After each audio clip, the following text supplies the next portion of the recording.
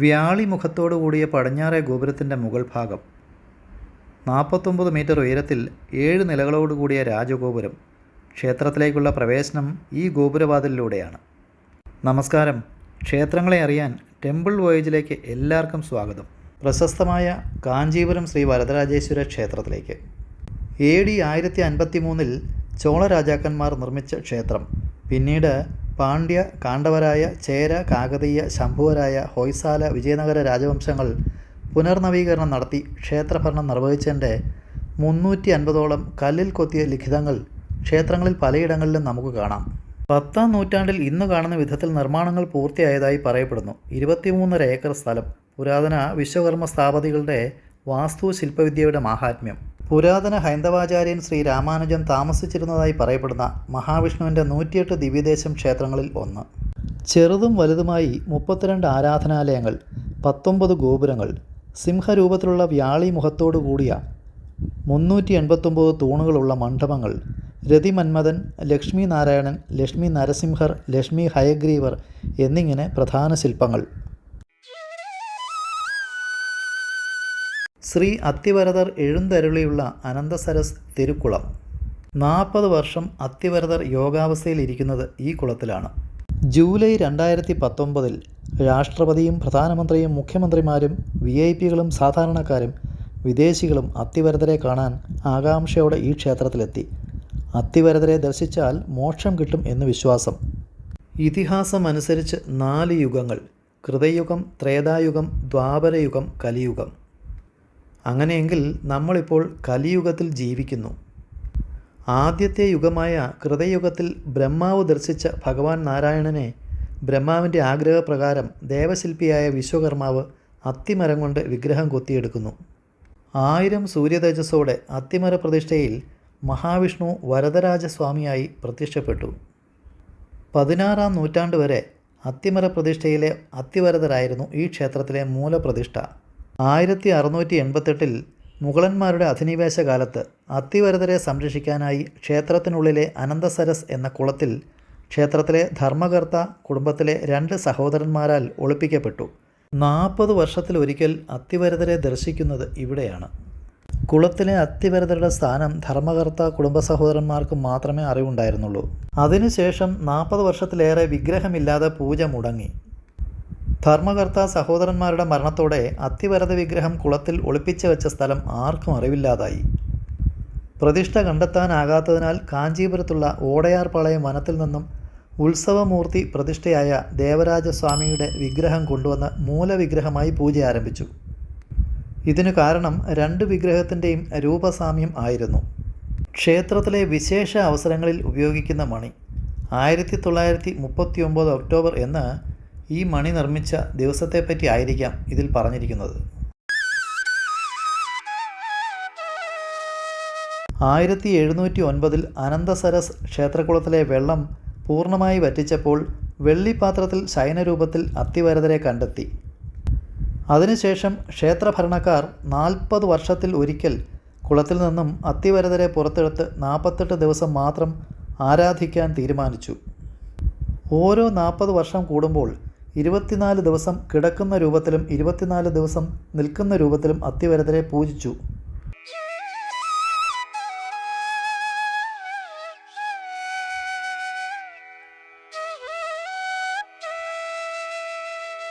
ക്ഷേത്രത്തിനുള്ളിലേക്ക് പ്രവേശിക്കുമ്പോൾ ആദ്യ ദർശനം വീരനരസിംഹർ എന്നറിയപ്പെടുന്ന നരസിംഹ പ്രതിഷ്ഠയാണ്.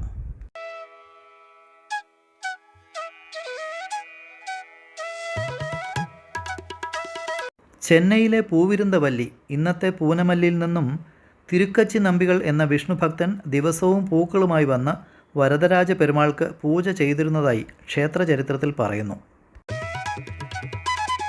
ക്ഷേത്ര ചരിത്രത്തിൻ്റെ ഭാഗമായ രാജവംശങ്ങളുടെ വിവരങ്ങൾ കൽപ്പടവുകളിൽ കൊത്തിയിരിക്കുന്നു. മറ്റു പല ഭാഗങ്ങളിലും ഇതുപോലെ കല്ലിൽ കൊത്തി എഴുതിയിരിക്കുന്നത് കാണാം.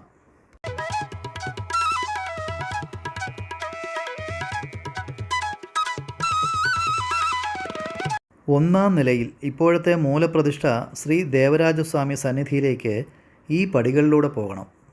കാഴ്ചയിൽ തിരുപ്പതി ശ്രീ വെങ്കടാചലപതി പ്രതിഷ്ഠ പോലെ തോന്നും.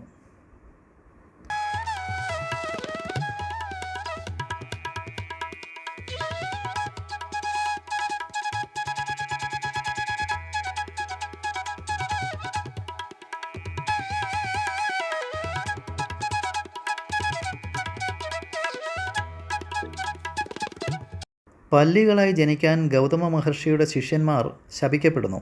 അവർ ഈ ക്ഷേത്രത്തിൽ വെച്ച് വിഷ്ണുവിൻ്റെ ദിവ്യകാരുണ്യത്താൽ ശാപമോക്ഷം നേടുന്നു. പ്രതീകാത്മകമായി മേൽക്കൂരയിൽ 2 പല്ലിരൂപങ്ങൾ ഉറപ്പിച്ചിരിക്കുന്നു. ഇവിടെ വരുന്ന എല്ലാ ഹൈന്ദവ വിശ്വാസികളും ഈ പല്ലിരൂപങ്ങളിൽ തൊട്ടു പ്രാർത്ഥിക്കാറുണ്ട്.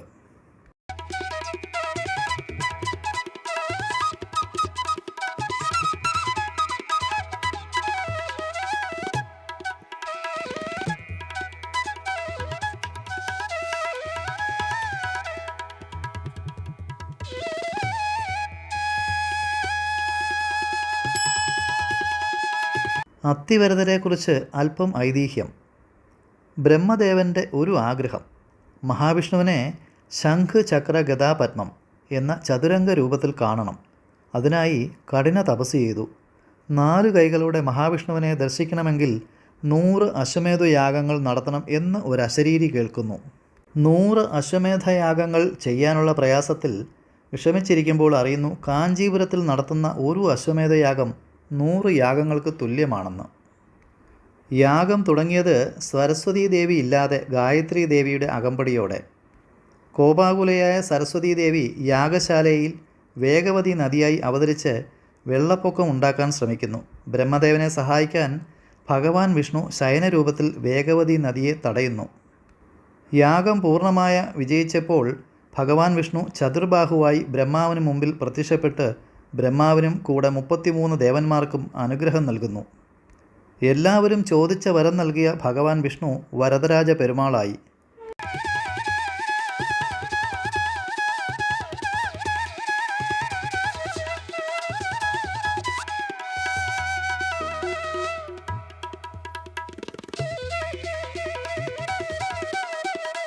തമിഴ് ആചാരത്തിലെ പ്രധാന വിശേഷമാസമായ ചിത്തിര, നമ്മുടെ മലയാളം കലണ്ടറിലെ ചൈത്രമാസത്തിലെ പൗർണമി നാളിൽ ഇപ്പോഴും ബ്രഹ്മദേവൻ അത്തിവരദരെ ദർശിക്കുന്നു എന്നാണ് ഐതിഹ്യം.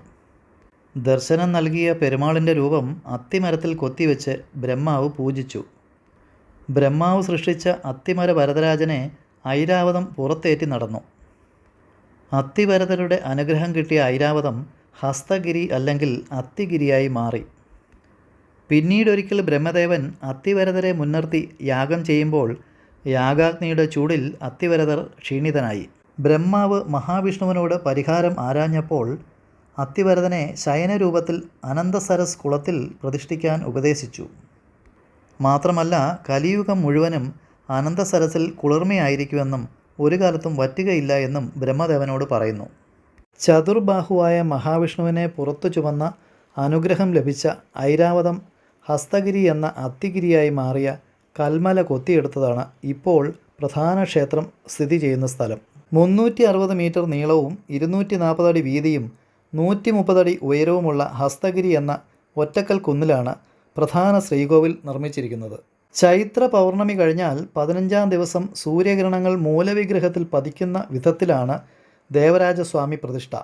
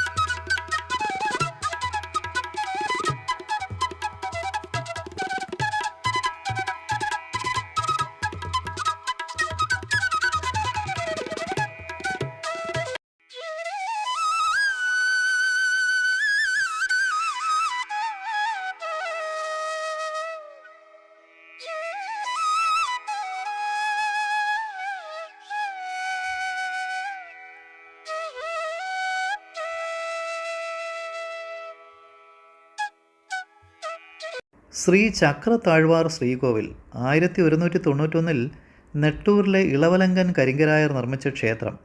തെക്കും വടക്കും 2 പ്രവേശന കവാടങ്ങൾ, 6 കൈകളുള്ള മഹാവിഷ്ണു പ്രതിഷ്ഠ. വൈകാശി മാസത്തിലെ ബ്രഹ്മോത്സവമാണ് ഏറ്റവും പ്രധാന ആഘോഷം. കൂറ്റൻ കുടകൾക്ക് പേരുകേട്ട ക്ഷേത്രമാണ്. ഈ കുടകളാണ് ഉത്സവ സമയത്ത് പ്രദക്ഷിണത്തിന് ഉപയോഗിക്കുന്നത്.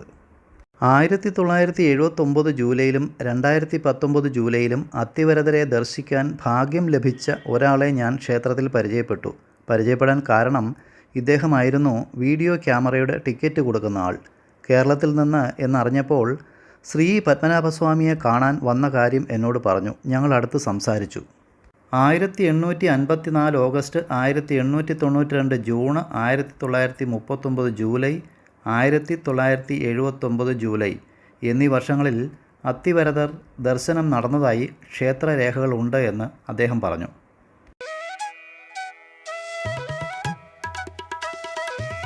ക്ഷേത്രത്തിൻ്റെ അകത്തെ ചുറ്റുമതിലിനും പുറത്തെ ചുറ്റുമതിലിനും ഇടയിൽ ബ്രഹ്മോത്സവ സമയത്ത് തേരോടുന്ന വഴിയാണ് ഇത്. സർക്കാർ ജോലിക്കുള്ള പരീക്ഷയ്ക്ക് ഇവിടെ വന്നിരുന്ന് പഠിക്കുന്ന ധാരാളം ഉദ്യോഗാർത്ഥികളെ കാണാം. കൽത്തൂണിൽ കൊത്തിയുണ്ടാക്കിയ കല്യാണ പെരുമാൾ, വരാഹ അവതാരത്തിൽ മടിയിൽ ലക്ഷ്മിദേവി ഇരിക്കുന്ന പ്രതിഷ്ഠ. വിവാഹ തടസ്സം ഉള്ളവർ ഇവിടെ വന്ന് പ്രാർത്ഥിക്കും.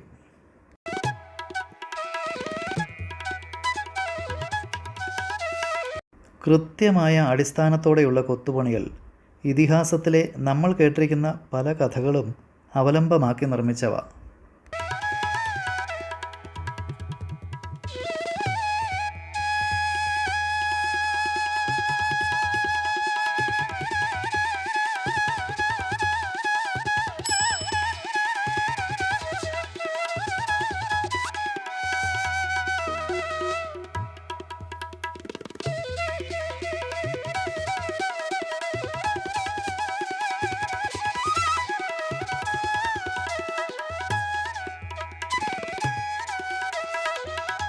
വിജയനഗര സാമ്രാജ്യത്തിലെ അവസാനത്തെ രാജാവായിരുന്ന കൃഷ്ണദേവരായർ പ്രത്യേക താൽപ്പര്യമെടുത്ത് നിർമ്മിച്ച 96 തൂണുകളുള്ള കൽമണ്ഡപം. 1511 കൃഷ്ണദേവരായരുടെ കുലഗുരുവായിരുന്ന വ്യാസതീർത്ഥ മഹർഷി ക്ഷേത്രത്തിന് 1 ഗ്രാമവും സർപ്പവാഹനവും സമ്മാനിക്കുകയും കൃഷ്ണദേവരായരുടെ ബഹുമാനാർത്ഥം ഉത്സവം നടത്തുകയും ചെയ്തു. കൃഷ്ണദേവരായർ ക്ഷേത്രത്തിന് സമർപ്പിച്ച രഥമാണ് ഇന്നും ഉത്സവ സമയത്ത് ഉപയോഗിക്കുന്നത്. തമിഴ് കലണ്ടർ വർഷത്തിൽ 2 പ്രാവശ്യം മാത്രം നടക്കുന്ന ഈ വർഷത്തെ 2ാമത്തെ പൂജ. ഇങ്ങനെ ഒരു പൂജയെക്കുറിച്ച് അറിയാതെയാണ് ഞാൻ അവിടെ എത്തിച്ചേർന്നത്. എന്തായാലും അതിൽ പങ്കെടുക്കുവാനുള്ള ഭാഗ്യം എനിക്കുണ്ടായി.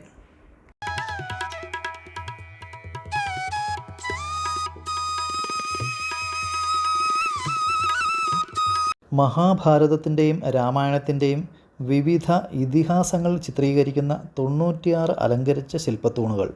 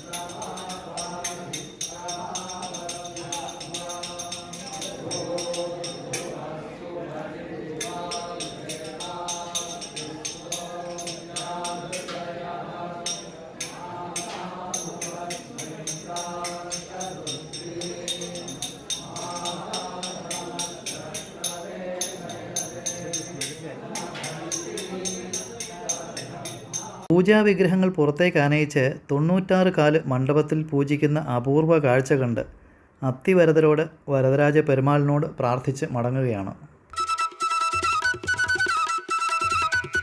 അത്തിവരദരെ ദർശിക്കാൻ എന്നോടൊപ്പം ഉണ്ടായിരുന്ന എല്ലാവർക്കും നന്ദി. വീണ്ടും മറ്റൊരു ക്ഷേത്രത്തിലേക്ക്.